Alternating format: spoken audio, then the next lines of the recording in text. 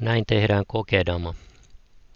Otetaan kasvi, otetaan se pois ruukusta, putsataan juuria mahdollisimman paljon.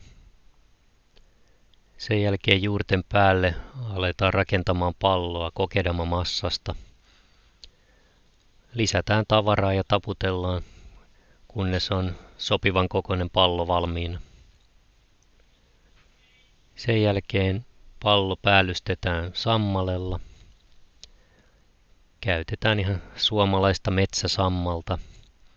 Saa olla mahdollisimman ohutta, jotta se on helppo levittää. Katsotaan, ettei jää paljaita kohtia. Ja puristellaan paikalleen. Sen jälkeen sammal kiinnitetään sitomalla tavallisella ompelulangalla.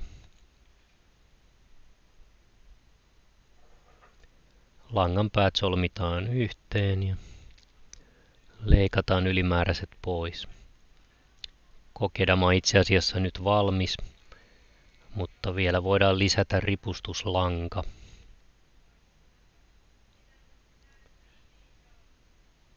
Jonka päähän vielä väännetään pihdeillä koukku.